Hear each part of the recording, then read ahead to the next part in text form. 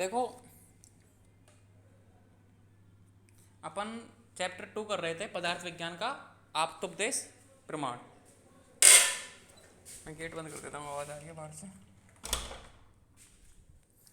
तो अपन ने देखो सिलेबस के अनुसार पहला पॉइंट कर दिया लक्षणों आप्तोपदेश और लक्षणों आप्त, ये अपना कंप्लीट हो गया था।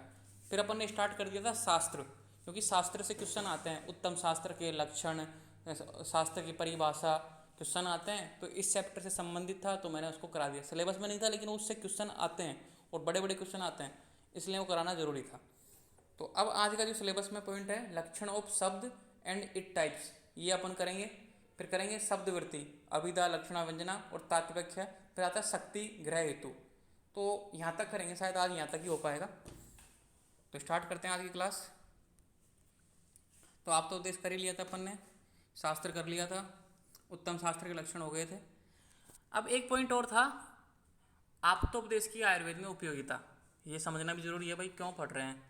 वैद्य रोगों की परीक्षा के लिए उपदेश मतलब आप्तोपदेश करते हैं। अपन रोगों को जानना है, रोगों को समझना है तो आप्तोपदेश करते ही हैं, क्योंकि अपन ने कहीं ना कहीं से तो सीखा ही है, चाहे वो शास्त्र से सीखा हो, चाहे वो चरक संहिता, चाहे सुश्रुत संहिता, चाहे अपने टीचर, कहीं से तो अपन ने सीखा उस रोग के बारे में।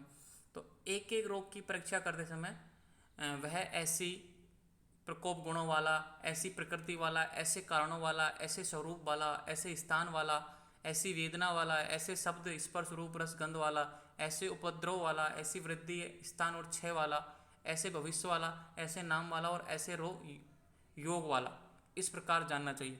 अपन कैसे सीखते हैं ये सारी चीज़ें, कि भाई कोई पेशेंट आया अपने पास, उसने बोला कि डॉक्टर साहब मुझे बुखार है, खांसी है, जुकाम है। अपन कैसा पता लगाएंगे कि ज्वर है, कहीं से तो आपने सीखा है कि भाई ये लक्षण आएंगे तब बुखार है। अगर मान लो किसी का खून निकल रहा है, कान से खून निकल रहा है, नाक से खून निकल रहा है, तो रक्त पित्त है। ऐसे तो है नहीं आपको सपना यार आप सीख गए।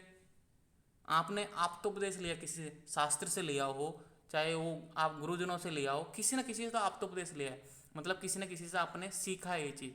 तो मान लो कि भाई कैसी प्रकृति रहेगी, कैसी दर्द रहेगा, कि बोलता है कि मेरे कमर में दर्द है, मेरे घुटनों में दर्द है, तो आपको उस रोग के पहचान के लिए, उस रोग की चिकित्सा के लिए आप तो उपदेश आवश्यक है, कि आपने कहाँ से वो ज्ञान लिया।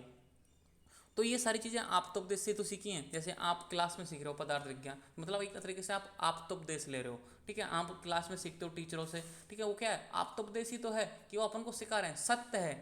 जो शास्त्रों से अपन पढ़ रहे हैं, जो बुकों से अपन, वो सत्य है, इसलिए तो अपन पढ़ रहे हैं कि वो सत्य है। तो आप क्या है, सत्य तो है एक तरीके से। तो अपन ये सब जानते हैं ना, रोग कैसा लक्षण वाला, कितने टाइप्स होते हैं, किस तरह के लक्षण होते हैं, कितनी वेदना होती है, किस तरह की चिकित्सा होती है, कौन सा योग, कौन सी टैबलेट इसमें देनी है, ये सब आप्तोपदेश है।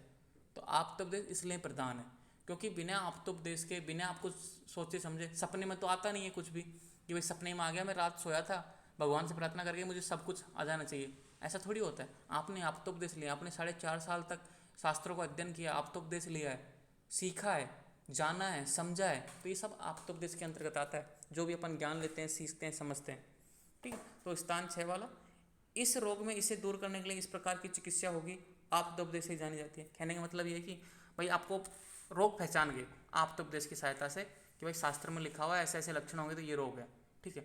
अब उसकी चिकित्सा क्या है, आपने फिर आप्तोपदेश, ऐसे तो है नहीं कि मन में आया था अपने चिकित्सा कर दी, नहीं, आपने शास्त्रों में पढ़ा है, आपने अपने गुरुजनों से सीखा है कि ऐसे ऐसे लक्षण आएंगे, ऐसे ऐसे डिजीज आएगा, तो आपको ये चिकित्सा देनी है, ये टैबलेट देनी है। तो ये आप्तोपदेश से होता है। आचार्य चरक ने आयुर्वेदिक तीनों प्रमाणों में आप्तोपदेश को प्रधानता दी है। ये आप जानते ही हैं कि भाई तीनों प्रमाण कौन कौन से हैं, आप्तोपदेश, प्रत्यक्ष और अनुमान। इनमें सबसे पहले आप्तोपदेश है, कि किसके आधार पर अपन सत्य मानते हैं, आप्तोपदेश, क्योंकि अपन ने जान लिया, नॉलेज लिया, किसकी वजह से, आप्त पुरुष की, जो हमेशा सत्य हो।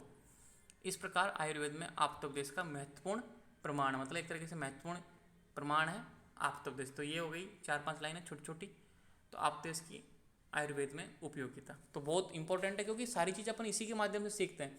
जैसे हम आपके लिए जो मैं बोल रहा हूँ वो आप्तोपदेश है, क्योंकि जो मैं बोल रहा हूँ वो सत्य बोल रहा हूँ, आप तो यही मानते हो, मैं भी सत्य ही बोलता हूँ, क्योंकि कोई झूठ थोड़ी बोल रहा हूँ क्लास में।